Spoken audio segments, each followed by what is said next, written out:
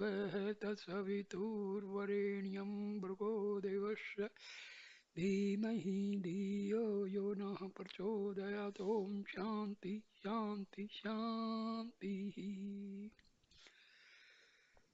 Sai Ram, brothers and sisters. Now I am give you another very important video on Sathya Sai Baba's Sai Gita. Please watch this and spread to many people. Free yourself from all bondage. If an individual is bound by a golden chain, will he be happy in that situation? No. Bondage remains bondage, be it from a chain made of gold or one made of copper or iron. So even a pure, calm nature causes bondage, and in the end, you have to get rid of this also. You must free yourself from all bondage, but until you reach divinity, you need the pure, calm, harmonious quality. Once you merge in the Lord, there are no more distinguishing qualities of any kind. In that state, the question of the three qualities does not arise at all. When you have offered up everything and become one with the Lord, you rise above these attributes and become totally free of all change. The Gita has taught that in order to control the mind, constant practice and renunciation are essential. Practice does not refer to just the observance of daily religious rituals.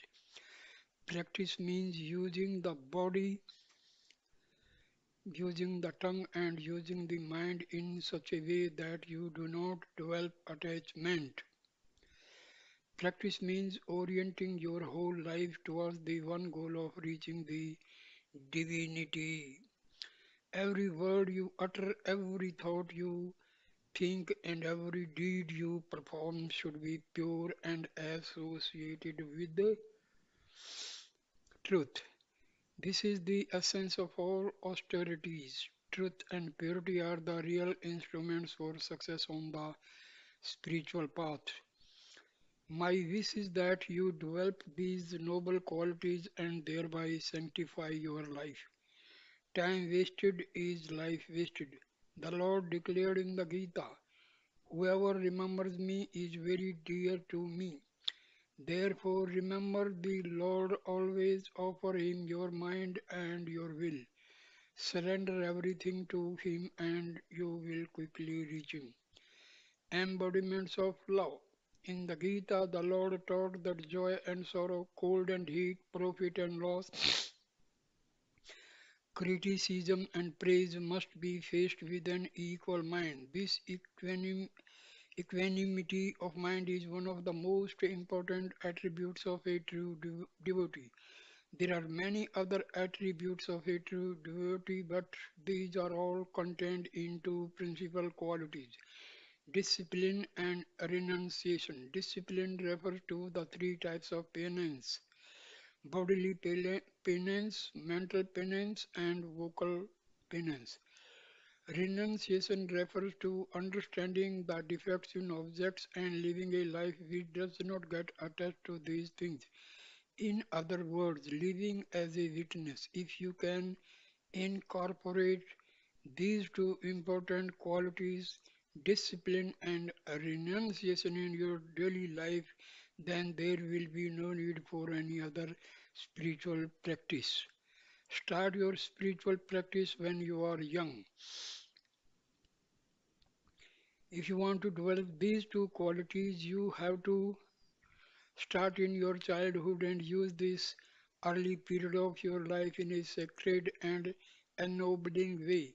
In the world today, many people undertake spiritual practice only when they reach old age, after they have thoroughly enjoyed the objects of luxury and have become disgusted and exhausted by worldly pleasures. They consider embarking on the spiritual path, having spent their lives concentrating on sense objects. on family life, on children, on wealth, on properties, on name and fame. They become disillusioned in old age. They realize that there is nothing true in these things and that peace of mind and lasting joy cannot come from the phenomenal world and from worldly pursuits. After they come into the evening of their lives and are haunted by the emptiness of their experiences, they begin to do spiritual exercises. But in old age, when you are suffering from all sorts of physical and mental weaknesses, it will be very difficult to practice and live a rigorous spiritual life. Even then, you should not be discouraged thinking that there is no possibility for spiritual advancement in old people. Opportunities for spiritual experiences are certainly available to them. Instead of not thinking of the Lord at all, it is far better to think of Him at least in old age. When it comes to thinking of the Lord, there are no restrictions whatsoever with respect to time, place, or age. That's why the divine teacher has declared in the Gita, at all times, in all places, think of me. But he has also declared that the best opportunity for practicing these spiritual exercises in a determined way is in your youth. When your physical strength, the strength of your sense organs, and your mental strength are there in abundance, that is the best time to undertake spiritual exercises. The process is something like reserving a plane ticket before embarking on a journey. When you arrive at the airport, after first having reserved your place, you are likely to proceed smoothly with your journey. On the other hand, if you go to the airport only at the last minute without having a reservation, you may not get on the plane.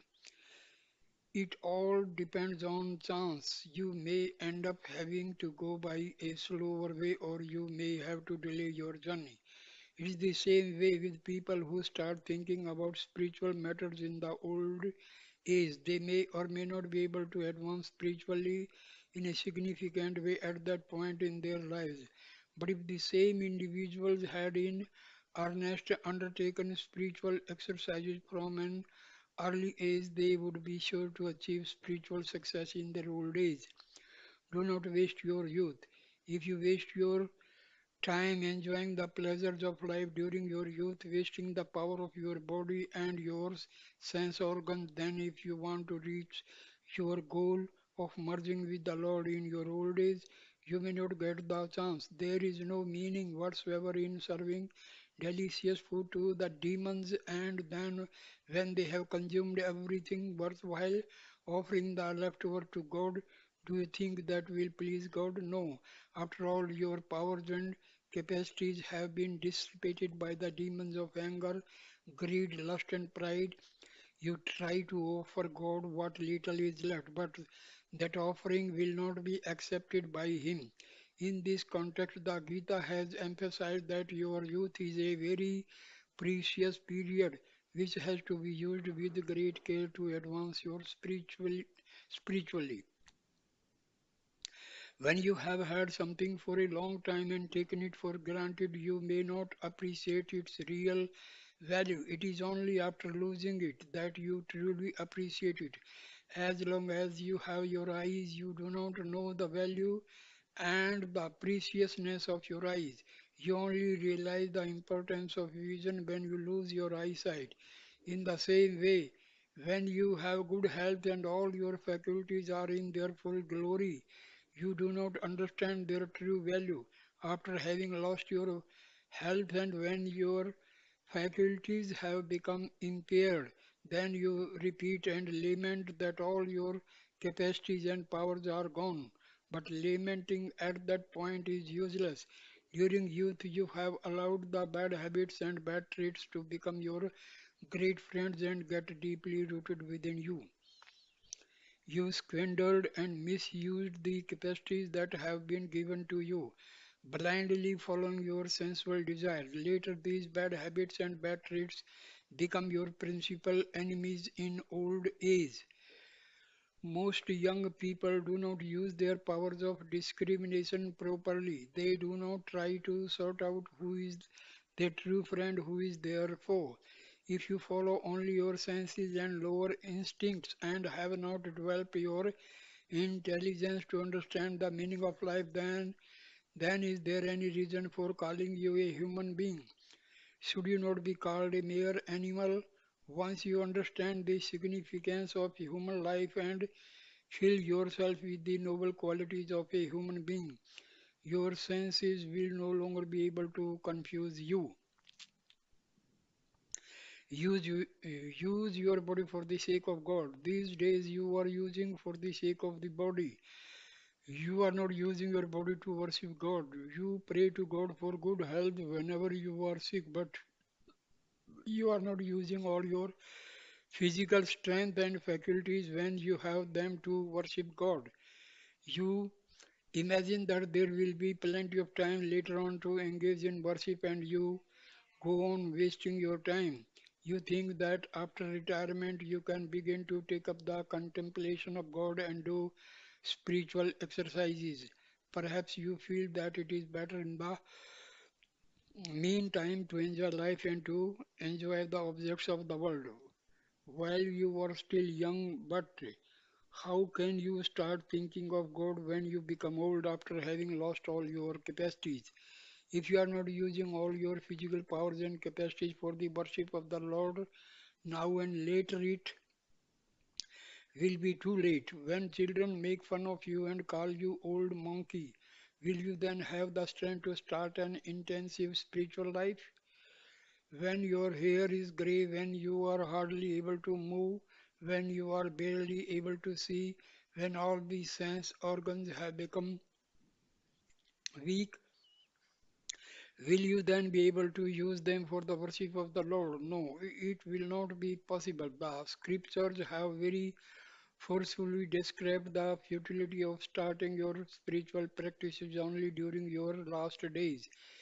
It is stated that when the God of death finds you and shouts, "Come, come," when your own relations are anxious to get the corpse out of the house, when they are all shouting, take it away," and when your wife and children are there sobbing, can you think of the Lord at that time? Can you tell your relative to stop crying? Can you tell that to wait a little bit because you want to think of the Lord for a few moments? You should accumulate in youth all the things which are necessary to lay a strong foundation for a happy future. Do you recall the think that it is possible to think of the Lord only after you retire? No, it is not possible. You should be fully engaged in regular spiritual practice before retirement, but instead you immerse yourself in the business and continue with that even after retirement, or waste your time going to clubs and in many other ways dissipate your precious life. You cannot start spiritual life when death is at the door. A housewife once asked her husband, "At least now in your old age, should not you be thinking of God? You never took the time to do it before during your busy period. Please do it now." The businessman replied, "I have no time even to die, no less to think of God." But do you think that death will not come to someone who says that he has no time to die? Will death come only according to his wishes? No, time waits for no one. Therefore, while you still have time, you have to make use of it in a proper way. The enemy called death, along with his soldiers called disease, will be waiting to wage war against your body. Men die most pitifully and helplessly during such periods of time when they are attacked by disease and death. But no army can attack those who have won the grace of the Lord. Therefore, during your youth itself, you have to earn the grace of God and equip yourself to meet all the challenges of your enemies when they come to lay siege on you. Above all, you must be firmly convinced in your own heart that this journey of life is going to be a long one. Any other journey, whether it be by bus, train, or plane, lasts for only a short time. You need not make too many preparations for this. But for this journey of life, you must equip yourself for all the contingencies of a long journey. Otherwise, you will be suffering greatly later on when you are faced with real problems and real troubles. In the compartment of freight trains used to transport chemically active substances, a stamp is placed at the time of manufacture, giving a particular date in the future. It is the day when that container has used up its normal service life and must be returned to the depot for recycling. It is the same for the container that is your body. Here also a return date has been written on it by God Himself. You do not remember that you have to go back. People totally forget this all important truth. If you really want to enjoy all the pleasures of life at a later stage than during youth, you have to earn the grace of God. In the course of human life, the early periods of childhood and youth are very important. Not realizing the great value of this period of your life, you waste your time during youth. You use a golden cup adorned with precious gems and jewels for a low, mean, contemptible purpose. To feed the fire of your sense, you are using costly sandalwood as fuel. The vessel is very precious, the fuel is very precious, but the food you are choosing to cook with their help is insipid and worthless. Such a precious body and such a sacred fuel is being squandered away for the sake of enjoying useless, trivial things in life. Things without value are put in this precious vessel and used for sordid enjoyment. You are using a golden plow to plow the field of your heart, but you produce nothing but useless weeds. True human life involves discrimination and renunciation. The field of your heart is most precious and sacred. The divine teacher has declared that even that field belongs to him. The Lord has declared that he is both the field and its knower. He is the true owner of your heart and your body. He has identified himself with them. What are you doing with this sacred heart and body? You are using a golden plow to raise useless crops of sensual pleasures. Any person who is aware of the preciousness of the heart and the preciousness of the feelings that are there will not misuse these things. Life must be used for good, for the welfare of others, for reaching the sacred goal and for treading the sacred path, and for bringing about a shining effulgence in the heart and mind. You have to use this life for merging yourself in the divinity. Only then will you have the authority to say that your life has become sanctified and genuine. It is said that it is difficult and almost impossible to get a human life. What is so special about human life? Why is it so difficult to get all the pleasures which animals and birds enjoy? You can also enjoy in that case. What is the meaning in declaring that human life is so very precious, so very special? It is because you have the ability to discriminate between right and wrong. It is because you have the ability to give up attachment and hatred. Therefore, you have to use the intelligence given to you to make a distinction between the animal way of life and human way of life. By not discriminating between the true self and the lower self, by not developing your higher intelligence, you become the victim of agitation and sorrow. You cannot find inner peace because you do not follow the right path. With the firm determination, young people need to undertake the three types of penance: physical, mental, and vocal, and thereby set an example for the world. You have to use the active principle within you to subdue the slothful principle, and then you have to use the serene principle to subdue the active principle. It is impossible to be serene as long as your heart is filled with the slothful and active natures. When the head is empty, you can hope to fill it with some good ideas. But if your head is already full of all sorts of useless thoughts, how is it possible to fill up with anything sacred and great?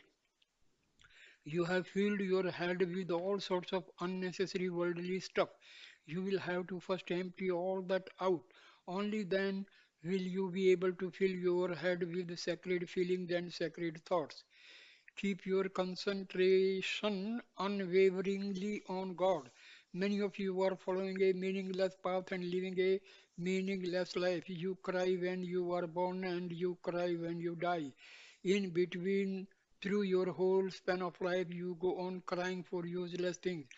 Do you cry when you see the decline of righteousness? That is what you should cry for. That is what you should use your strength and abilities for, to correct the decline of righteousness and to help heal the wounds that follow its decline. What is right living? It is the constant remembrance and uninterrupted contemplation of the Lord. It is discharging your daily duties, thinking of the Lord. The Gita has not taught that you should give up your family, that you should give up your wealth and property, and then go to the forest. No, take care of your family, do your duty, but keep your concentration constantly on the Lord.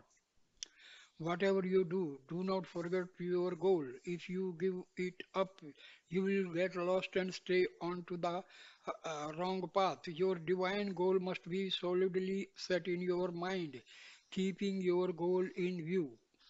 Perform your daily duties. Do not allow any flaw or defect to taint your words. Always adhere to truth. Some people think that in time of difficulty they can modify the truth.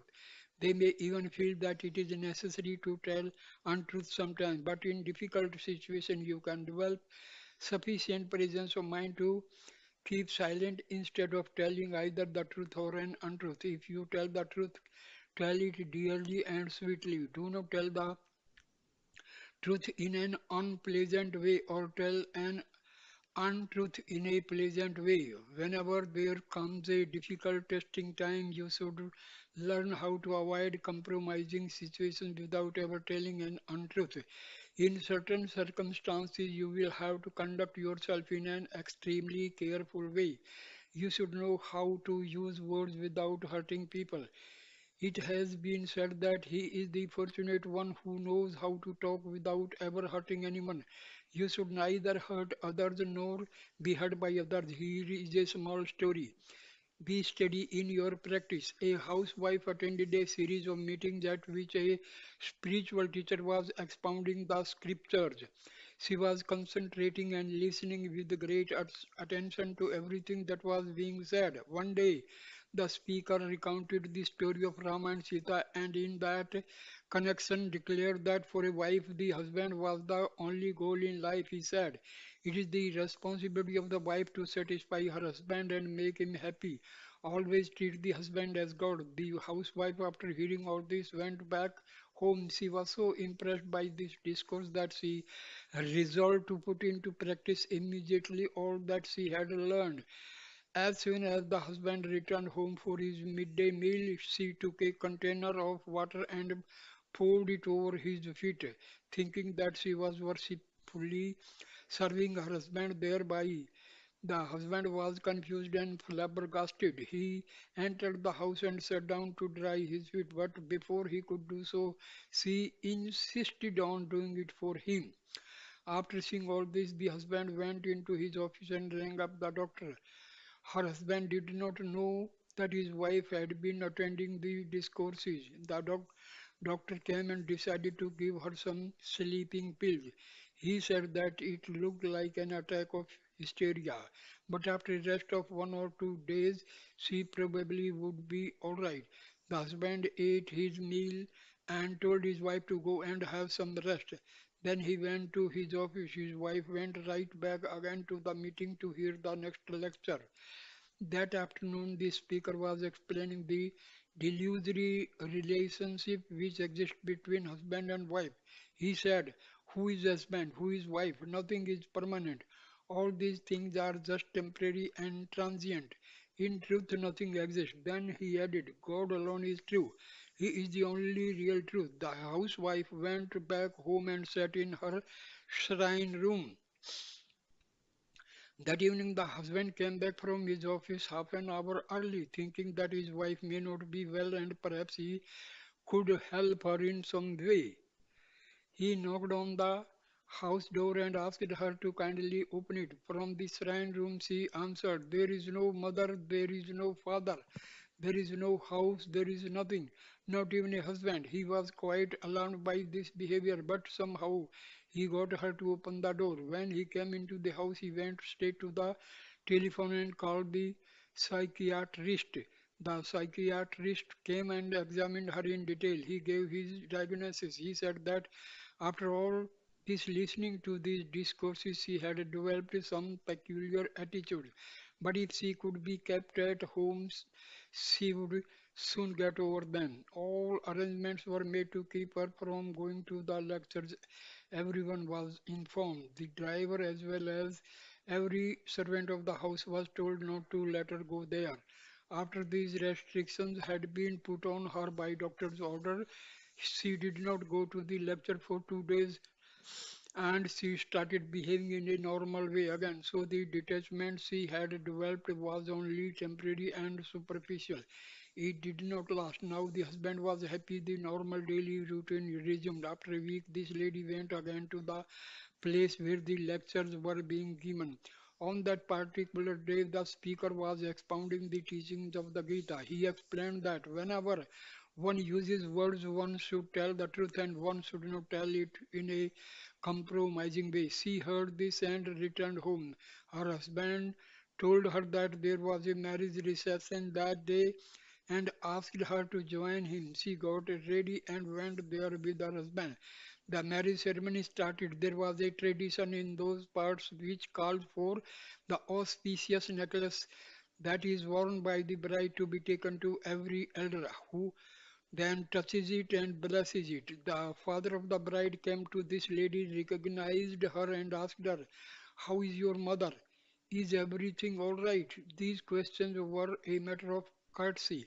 Exchanging a few words with her whilst he held out the sacred necklace, asking her to touch it and bless it. She answered, "My mother is doing fine. She is quite all right. But you know, a week ago my mother-in-law died quite suddenly and her body was taken to the cremation ground the following day." The neighbor who was sitting next to her told her, "Why did you have to say such an inauspicious thing while touching and blessing this necklace, which is meant to impart a long and happy life to the new bride and her future family?" The housewife replied, "Should I tell a lie just for the sake of this necklace? No, I will never tell a lie. It is a fact that my mother-in-law died last week and that the body was cremated the next day." One intelligent young lady sitting nearby told her, "Mother, certainly you should speak the truth, but you should also be aware of the circumstances and think through what is appropriate before you say anything. Tell the truth, but use di- discretion in your words. Whenever you hear a spiritual teaching on a particular day, you will go about implementing it with a great deal of fervor and conviction, but only on that very day. But this is not the correct way to pursue your spiritual studies. You should use your intellect to understand the context in which you find yourself before you use words in a given situation.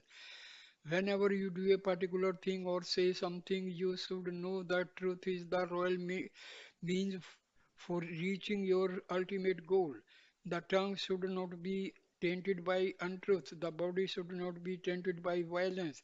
The mind should not be stand by bad thoughts and bad feelings.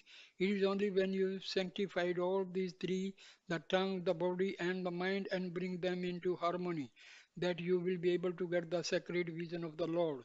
Students should be extremely careful in telling the truth. They should certainly tell the truth, but be careful not to go on talking and hurting others unnecessarily. Have control over your tongue. Whenever there is a misunderstanding with someone, if you tell him all his defects with the justification that everything you are telling is true, then there are bound to be complications later. You should never hate others. When you have love in your heart, your words will naturally be very sweet. Even if anger develops, it will be of a fleeting nature. There are Four types of people. The anger of a person who is of a serene nature will be very short-lived. It recedes immediately. The Gita has declared such a one as a great soul. The second type will have this anger for a number of minutes, but it will soon fade away. The third category of person will have this anger continuously all day long. The one in the lowest category will have this anger throughout his life. The four types of anger. The divine teacher has told this in another way. The anger of a good person is like writing on water. It is not at all permanent. The anger of the second category of person is like writing on sand. It will be washed away one moment or another. The third type of person, the anger is something like writing on the stone. Over a long period of time, it will be eroded away. But the anger of the fourth type of person is like writing on a steel plate. It will never go away unless you melt it and cast it anew. Only when you put it into the fire will get destroyed. Only through intense transformation is there any possibility of changing it. Things which are highly relevant in day-to-day life can be found in the Gita. It is very difficult for you to take all the teachings that are in the Gita and practice all of them, but you should at least take those teachings which are directly applicable to you, to your present life, and put them into practice. That way, you reap immediate benefits and will rapidly progress towards your ultimate spiritual goal. Remember God, forget the world. Of all the precious things in the world, time is the most precious. Think carefully how you are spending your precious time. Your primary duty as a human being is to offer your body, your work, and your time to the Lord, who is the very embodiment of time. Embodiments of love. Health which is spoiled and lost can sometimes be recovered with the help of medicine, but time which has gone by is lost for good. For good. There is no way for it to ever come back and be used again. You have to make every effort to use this precious time in a sacred manner. Time is infinite. If it goes on forever, but the time which is allotted to you is only a microscopically small fraction of that. Many of you are wasting your lives by thinking that the phenomenal world is real. As a result, you are using all your limited time for enjoying the pleasures of the world. If you reflect even for a moment on that you have achieved and how you have spent your priceless time, you will be very sorry to find that you have used it in such a wasteful manner. Find out who you truly are. You cry when you are born because you have come into this world without knowing who you are and why are you here. Your cry is an anguished plea to find out who am I. If you waste your entire life on only your physical existence, when will you ever be able to understand who you really are, truly are? There is a deeper significance contained in your life than merely caring for the body. You have to start your life with who am I? And you have to end your life, I am that, I am God. You have to recognize that you yourself are the divinity and your life in the supreme peace which is your true reality. Unfortunately, most of you concentrate your attention only on the worldly enjoyments you can obtain, aspiring for immediate pleasures, and do not think all about the future consequences that will follow from your actions. When a frog sees some flies or worms in front of it, it becomes so happy and enthusiastic that it would like to immediately jump on them, swallow them whole, and enjoy them. But behind the frog, there is a snake lying in wait, ready to catch the frog and eat it up.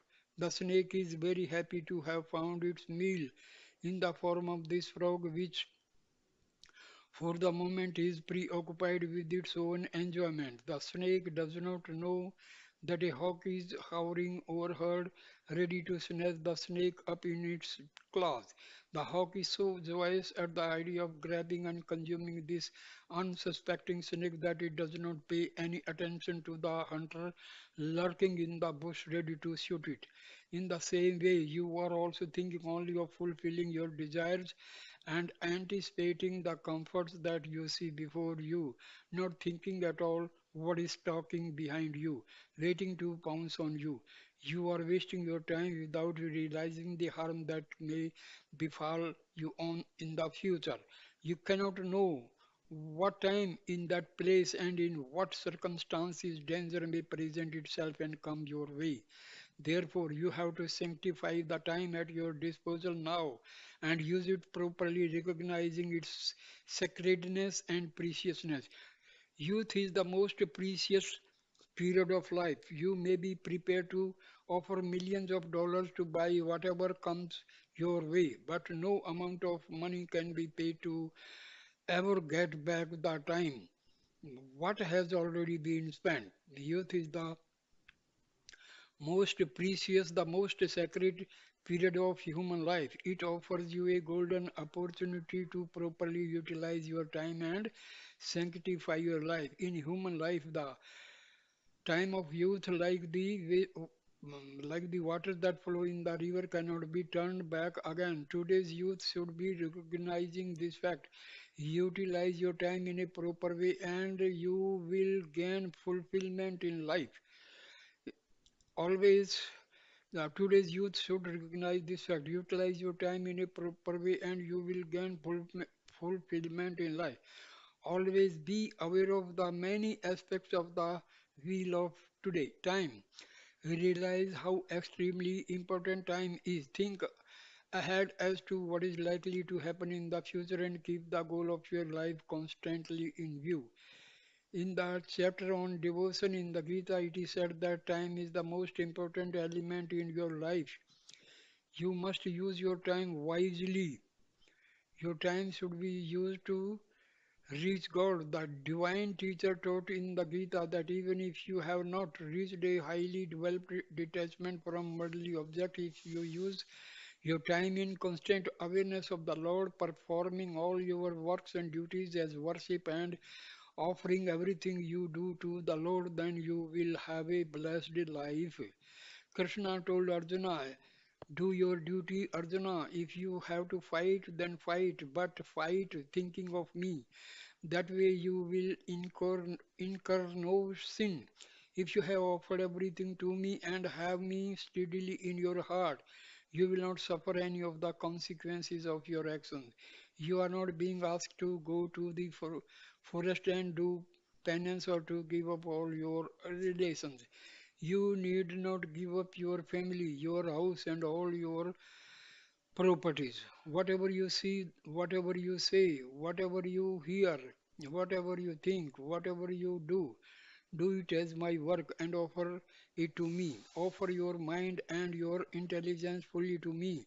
That is the proper way to sanctify your time. If you conduct your life in this way, you have my assurance you will be saved. Develop self confidence and a firm resolve. Unfortunately, today one does not find this capacity for renunciation, this firmness of purpose, this deep level of faith and commitment, this willingness to completely offer up mind and intellect to God.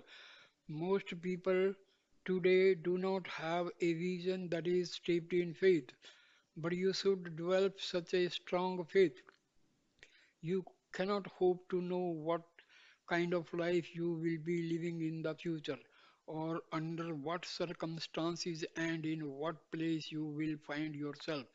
No one knows these things but the Lord. If you offer everything to Him, He will protect you in all situations. Such a deep level of communication, renunciation requires strong self confidence and a clear of vision. Whatever work you do, you must have a great determination and a firm resolve. Without this, you cannot achieve even the smallest thing.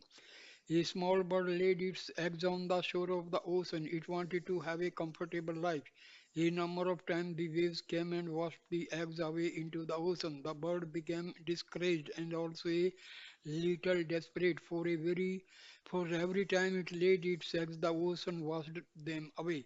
In time it became very angry with the ocean. Now you might think, what can such a small bird do to the huge ocean? But it entertained no such doubts. It did not think of it itself as just a little bird unable to do anything against the vast ocean. No.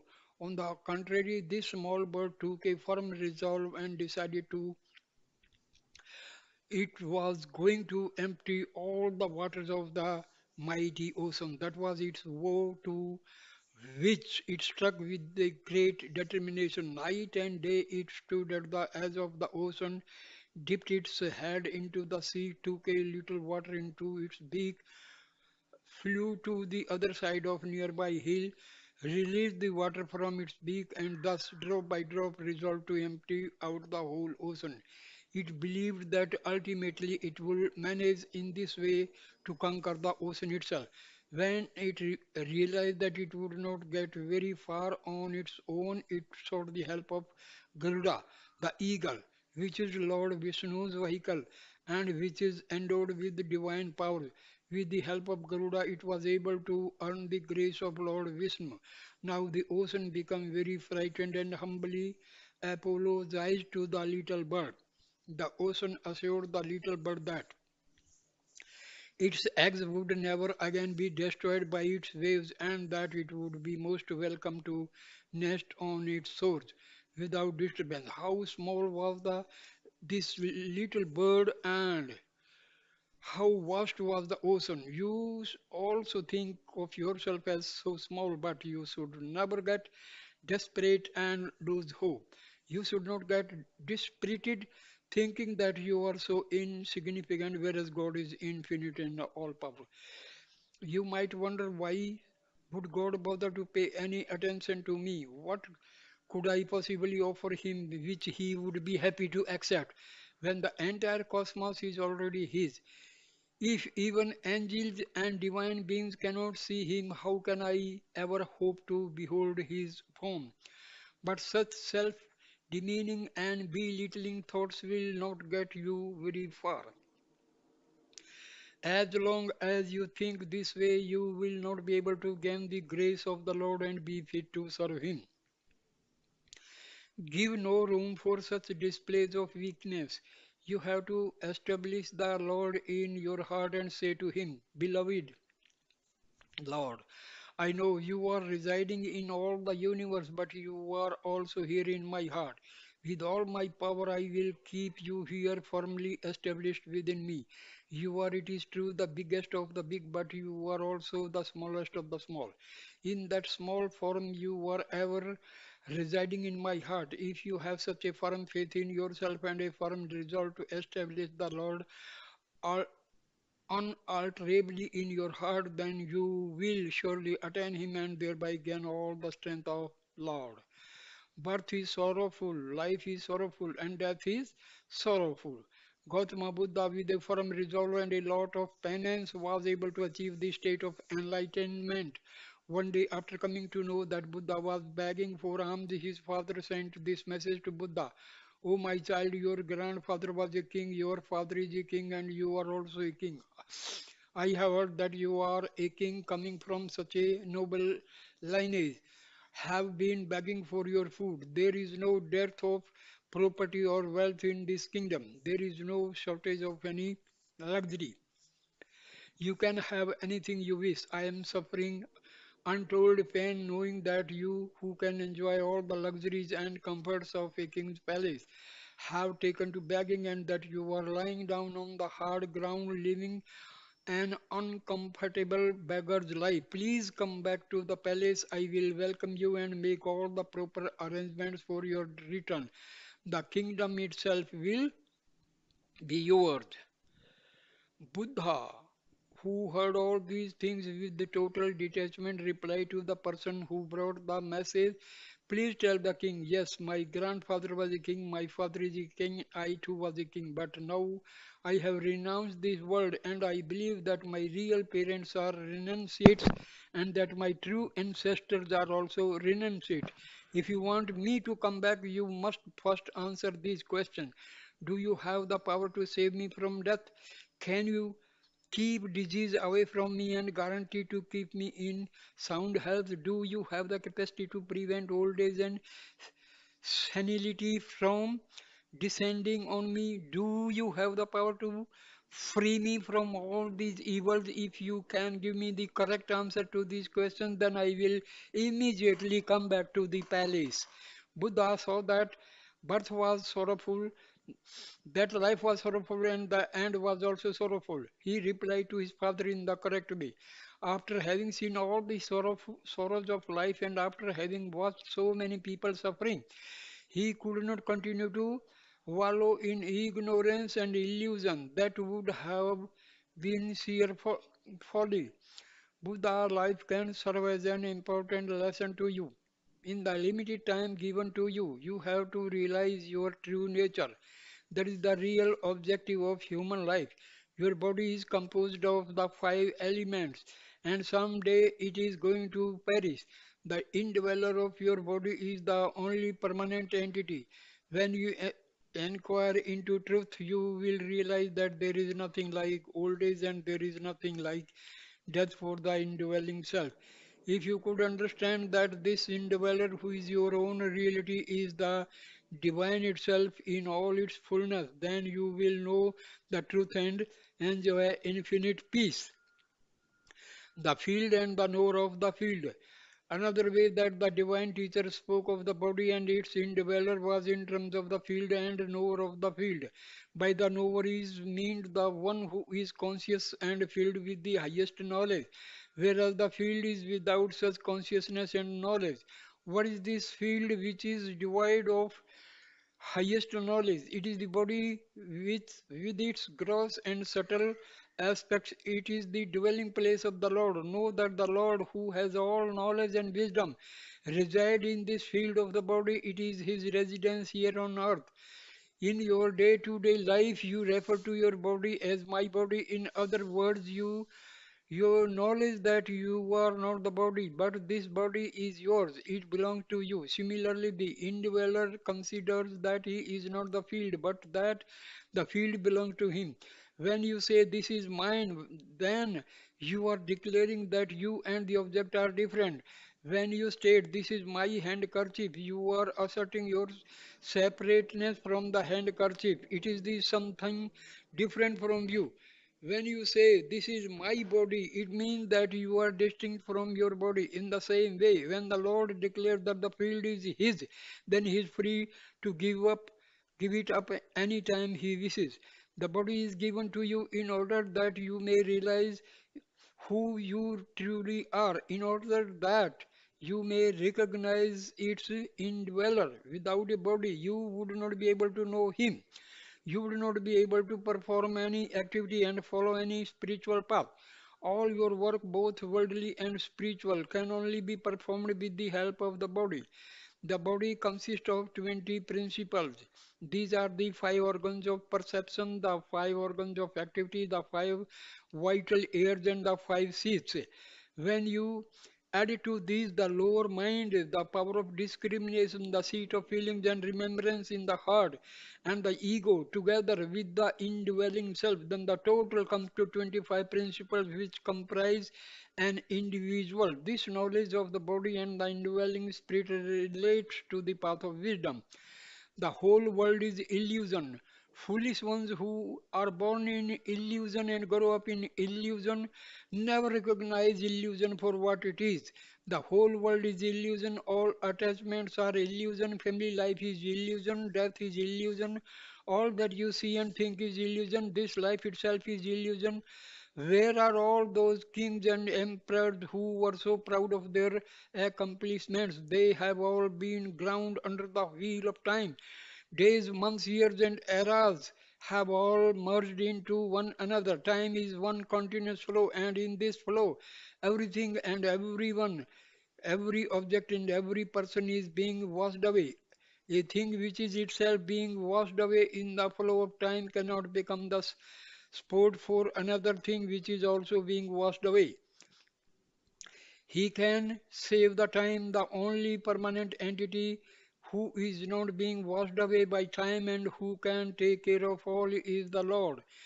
He alone can protect everyone. He is the stable bank for this unending river of time. Hold on to Him. That is the secret of life. That is the mark of a true human being. Believe in the Lord and do not believe in the world. That is the right way to live your life and enjoy it. Always remember these three principles. In the first place, do not forget the Lord. In the second place, do not believe in the world. And in the third place, never be afraid of death. These are the three guiding principles for all humanity.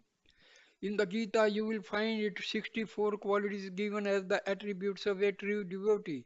It is impossible for any one individual to have all these attributes. If you can practice one or two of these, it is enough. Have firm faith in the Lord. Once you have developed a deep faith, you do not need anything more. In a matchbox, there may be 50 matchsticks. If you want fire, you can strike one stick. That will be enough. You need not strike all the 50 matchsticks. In the same way, out of the 64 attributes, if only one single attribute is practiced to perfection, that will be enough. The most important attribute is selfless love. Swami has often said, love is God and God is love. Live in love. If you live in love and become immersed in the divinity, the Lord will take care of everything in your life. Krishna said to Arjuna, when you have complete faith in me, when you are filled with devotion and leave everything to me, you will be very dear to me. The four types of devotees. True devotion does not merely refer to the performance of various religious rituals like singing devotional songs, repeating incantations, engaging in silent or communal prayers, or sitting for meditation. Devotion refers to this deep, unshakable faith in the Lord. There are four types of devotees: the seekers of boons to relieve their suffering, the seekers of blessings for a full and happy life, the inquirers into the deep meaning of life, and the knowers of the highest spiritual wisdom. The first type is one who prays to the Lord when he is in difficulty or undergoing trials and tribulations. It is only at such time that he thinks of the Lord and worship him. The second type is one who entreats the Lord for the blessings of the wealth, position, and power. He prays to the Lord for progeny and long life and yearns to gain houses, property, cattle, gold, wealth, and such things to serve his fellow man. Most people hankers after worldly boons, not realizing that true wealth is wisdom, that real property is a noble character, that the most valuable jewel is to be immersed in God's love. They are anxious to acquire worldly objects but do not understand the subtle meaning and deeper significance of all these outer symbols of worldly wealth. The third type of devotee is never ever engaged in inquiry into truth. He constantly seeks to know where is God, who is God, how can I reach God, what is my relationship to God, who am I? When you enter this stage, you become engaged in all these inquiries in order to gain spiritual knowledge. In the first place, you must try to find out who am I? Where did this world come from? What is my goal? You puzzle over these three important queries and try to gain some understanding. You approach great people, listen to their teachings, serve them, and study the sacred scriptures. Through this process, indirect knowledge gets turned into direct knowledge as the teachings you have heard and studied become your direct inner experiences. Finally, when you have fully absorbed the teachings within yourself, you leave this stage behind and become the fourth type of devotee, the highest knower of truth, the one of abiding wisdom. This wisdom is true spiritual knowledge, the transcendental knowledge. It refers to the experience of unity, the experience of the one without a second. Dwelling only on external things will cause you endless sorrow. If you base your experiences on worldly knowledge alone, you will have to suffer the reactions that result from this knowledge. For example, suppose you hit a table very hard and feel a sense of pride in doing this. You can boast that you have given it a good smack and that you surely must have hurt it with your blow. But immediately afterwards, to your dismay, you discover that the object has hit you back with the same intensity and you end up being equally hurt by it. In knowledge of the world, there will always be this response. Whatever you do will react back on you.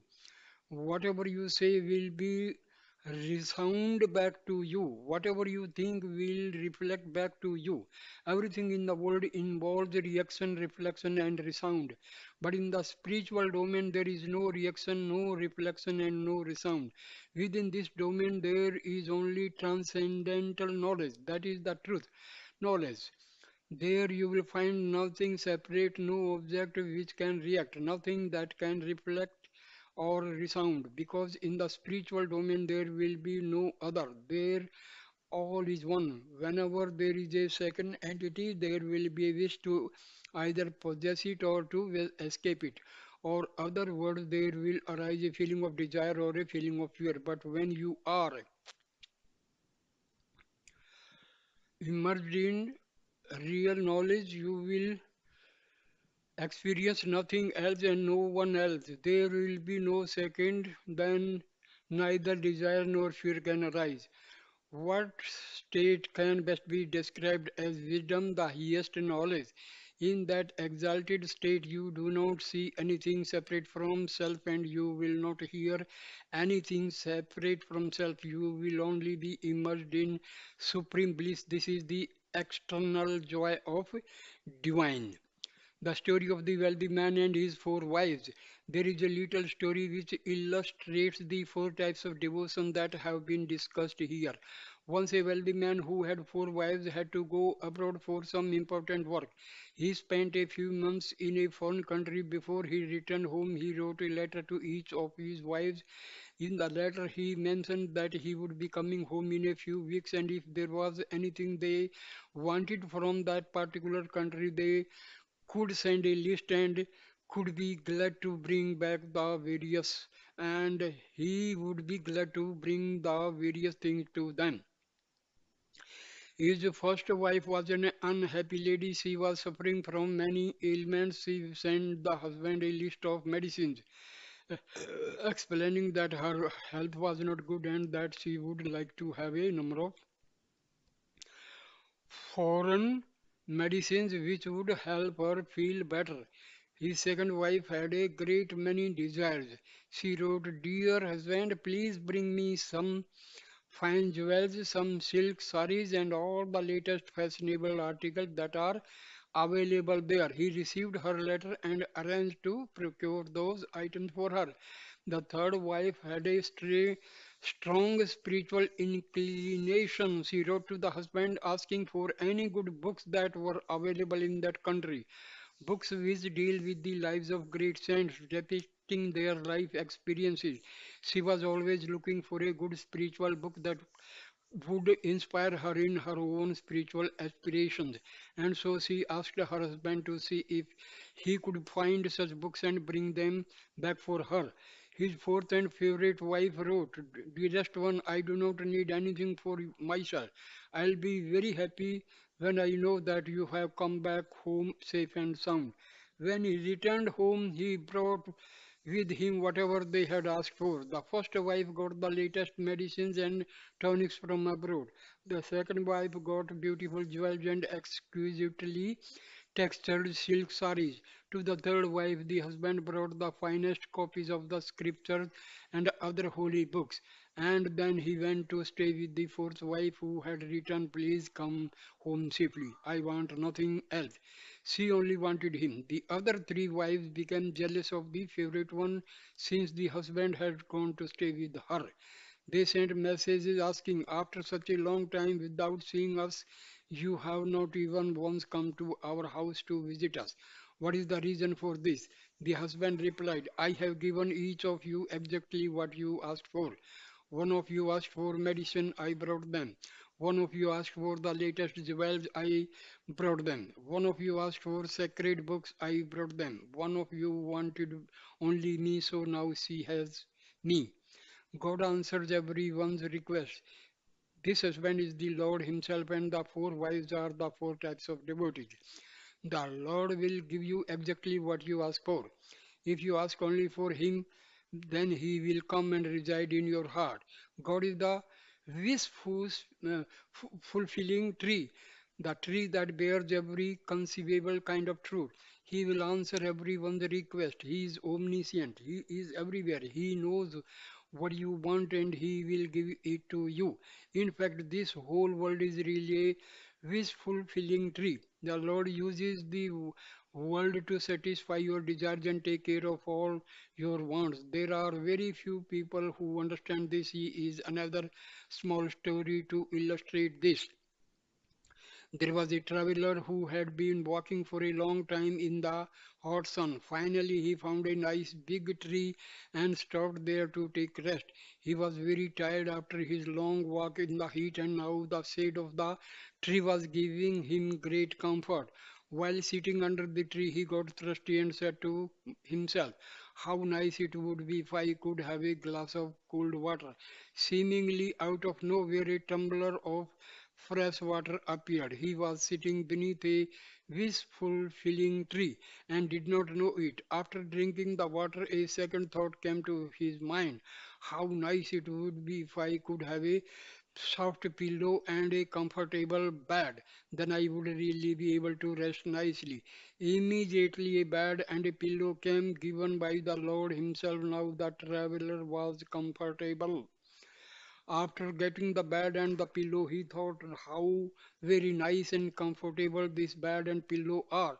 Now, if only I could have my wife here, then how perfect everything would be. His wife immediately came. As soon as she appeared, he became very frightened because he was not sure. Is she really my wife or is the same demon impersonating my wife? The very moment this thought flashed through his mind, she returned into a demon. Now fear really overwhelmed him, and in terror he wondered, oh my, will this demon swallow me up? Immediately the demon pounced on him and swallowed him whole. The moral of the story is that when you are under a wish fulfilling tree, you must be very careful what you think.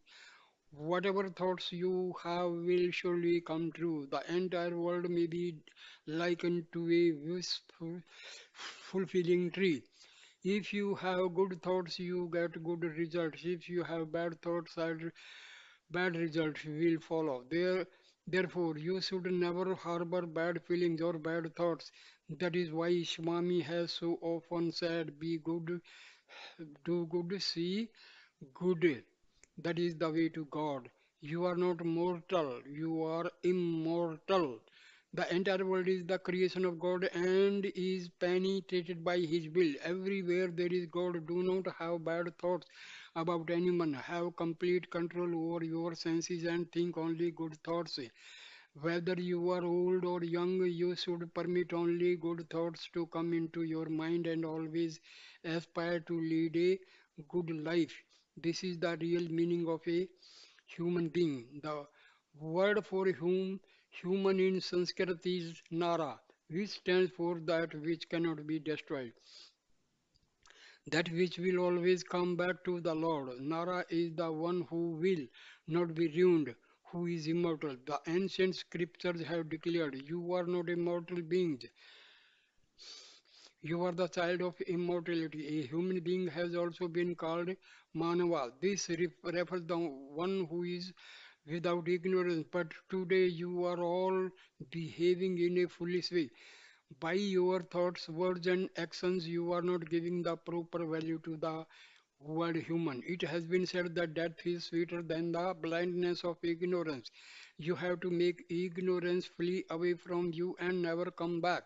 If you want to drive away darkness, you must bring in the light. Where there is light, there can be no darkness. If you want to be free yourself from ignorance, you must acquire wisdom. When you have wisdom, ignorance can have no foothold on you and will be swept away. To gain wisdom, you must earn God's grace. A great poet sang, O Lord, if I have your grace, what is there to fear? What can I destiny? What can destiny ever do to me? Your life should not be ruled by lust, anger, greed, infatuation, pride, or jealousy. These are your enemies. They may be conquered and subdued. They are the darkness, the product of ignorance. Your life must be ruled by light and by wisdom. Your life must be based entirely on the grace of God. From this moment on, aspire for God's grace and gain wisdom. To earn God's grace, think of God everywhere, at all times, and in all circumstances. In this age of darkness, there is no greater spiritual practice than this. Engage yourself in the constant repetition of the sacred name of the Lord and keep Him permanently established in your heart of hearts. Thereby you will bless your life and set a sterling example for the rest of world. Thank you dear for watching this video. Please like